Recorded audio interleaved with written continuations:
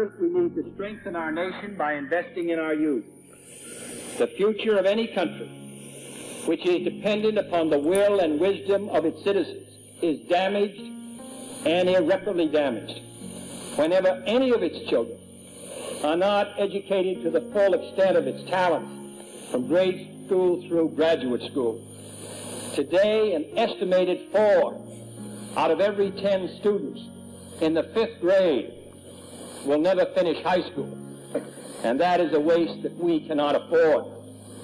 In addition, there is no reason why 1 million young Americans out of school and out of work should all remain unwanted and often untrained on our city streets when their energies can be put to good use. We begin with learning. Every child must have the best education that this nation can provide.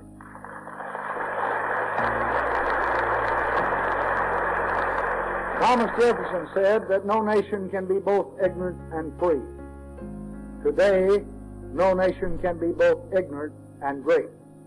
That every state or locality grant equal educational opportunity to every person, regardless of race, color, or national origin. Few things could be more central to the life and health of our nation than the education of our children. Our schools hold the future of America in their hands. They will decide whether that future is enlightened, free, and informed, or shrouded in the darkness of ignorance. Education is the one investment that means more for our future because it means the most for our children. Real improvement in our schools is not simply a matter of spending more. It's a matter of asking more, expecting more of our schools, our teachers, of our kids, of our parents, and ourselves. In our toughest neighborhoods, on our meanest streets, in our poorest rural areas, we have seen a stunning and simultaneous breakdown of community, family, and work, the heart and soul of civilized society. This has created a vast vacuum which has been filled by violence and drugs and gangs. So I ask you to remember, even as we say no to crime, we must give people, especially our young people, something to say yes to. We expect third graders to read and do math at the 3rd grade level. And that's not asking too much. Testing is the only way to identify and help students who are falling behind. This nation will not go back to the days of simply shuffling children along from grade to grade without them learning the basics. I refuse to give up on any child. Too many of our children see college as nothing but a distant dream because their education went off the rails long before they turned 18. These are young people who've been relegated to failing schools in struggling communities where there are too many obstacles, too few role models, and it was heartbreaking. It is heartbreaking. And it reinforced in me a fundamental belief that we've got an obligation to lift up every child in every school in this country, especially those who are starting out furthest behind.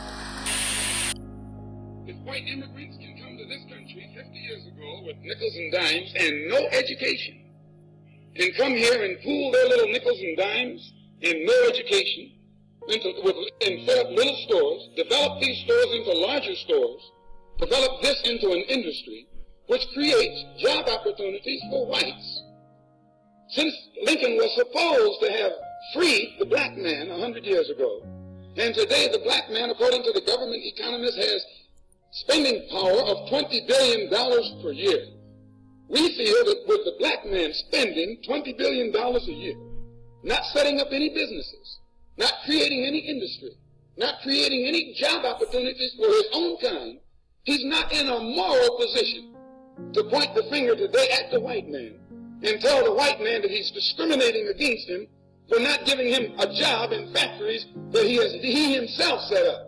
If the black man has $20 billion, and these so-called Negro leaders are such geniuses that they can integrate white restaurants governments and integrate white factories and force themselves into that which the white man has set up, they should use this same ingenuity to show the black people how to pool our wealth and set up something of our own. Very powerful insider, an insider who was put into office by men connected to secret societies. He knew what was going on, and what did he write? Some of the biggest men in the United States are afraid of somebody. They're afraid of something. They know that there is a power somewhere so organized, so subtle, so watchful, so interlocked, so complete, so pervasive that they'd better not speak above their breath when they speak in condemnation of it. How much more do you want, folks? He's trying to tell us what's going on. So I'm going to quickly run you through the modern secret societies and how they connect, and I'm going to try to do this as rapidly as possible to get to the really good stuff. We'll start with the Trilateral Commission, which is one of the more recent ones. This was formed in 1973 by David Rockefeller and one of his henchmen, Zygmunt Brzezinski. And it was obviously an outgrowth, an extension of the even older and more secretive Council on Foreign Relations, because David Rockefeller and Brzezinski were both members. All 7 original members of the Council on Foreign Relations were members of the, 7 members of the Trilateral Commission were members of the Council on Foreign Relations. So it's safe to say that it was simply a little more open, a little more public, extension of the Council on Foreign Relations. What it also did was, because of its name, trilateral, which refers to the trilateral nations of Japan at that time, to include China now, North America and Europe, the trilateral nations. And so not only was it an effort to have a little bit more open, less secretive organization, but to also to include the Asian economies. They put out various position papers, and I particularly like the one they issued in 1975, Democracy in Crisis, where they basically said and argued that, you know, there's a little bit too much democracy in the United States, and it's just really not good for business, so maybe we need to curtail that a little bit. Now, that was 1975, and I asked some of you older folks here about my age, do we have more or less democracy in the United States today? Seems like that they're getting what they want. You might also notice that I find it interesting, the logo of the Trilateral Commission looks suspiciously like a stylized swastika. And that may not be my imagination, as you will soon see. Senator Barry Goldwater, in his book, With No Apologies, just flat stated that the Trilateral Commission is intended to be the vehicle for multinational consolidation of the commercial banking interest by seizing control of the political government of the United States. And in fact, that seems to be what exactly is going on right now, is a merging of corporate with federal government. Which brings us to George W. Bush, who I call a post-turtle. Some of you say, what's a post-turtle? Well, that's a term we have down in Texas. You're driving down a country road and you see a turtle perched up on top of a fence post. That's a post-turtle. You know he didn't get there by himself.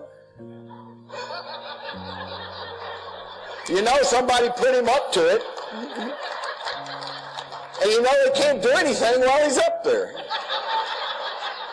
And basically all you want to do is help the poor creature down. Post-turtle. If it wasn't so serious about what's going on, it really would be pretty laughable. So now that tracks back to the even more secretive Council on Foreign Relations. This was formed in 1921 by a group of people that were including Colonel House, who was the right-hand man, shadow to Woodrow Wilson, and their whole avowed purpose was to educate the American public on the desirability of global government. And why did they feel like they had to do that? Because they had already made their first attempt, the League of Nations, okay? But it didn't work. Why? Because the Senate of the United States said, I'm not sure we're ready to give up our national sovereignty. How many times have you heard the politicians the last year or two talk about sovereignty?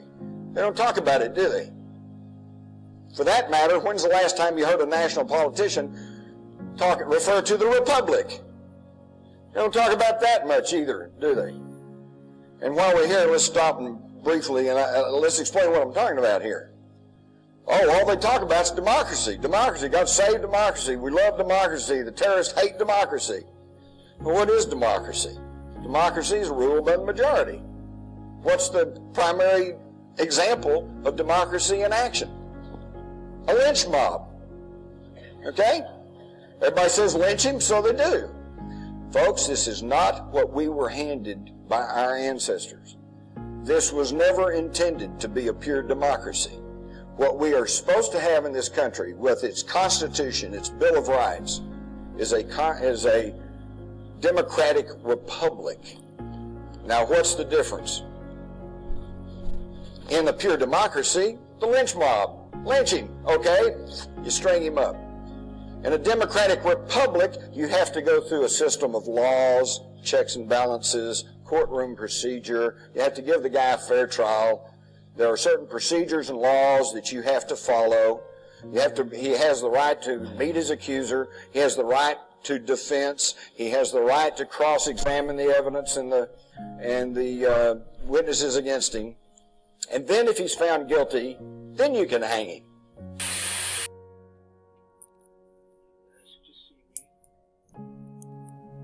I know we ain't always seen eye to eye, Miss Jerry.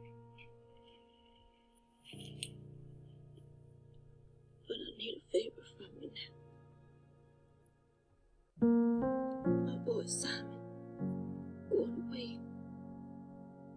leaving for Memphis, going to law school. Always been my dream to go to college. Well, you have every reason to be very proud of him, Queen. Now, why did you want to see me? The thing is,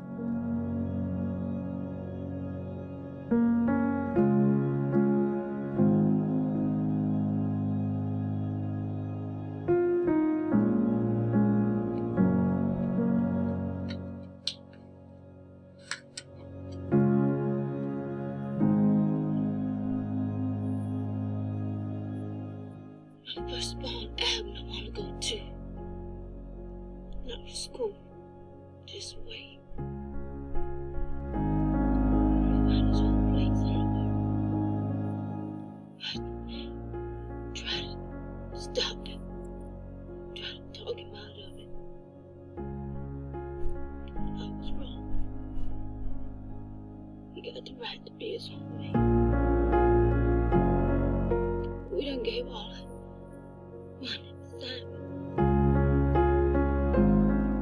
Ain't nothing left for Abner.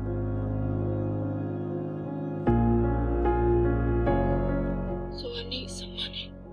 Just $50. If you can lend it to me, I'll work for you when I get out of here, baby.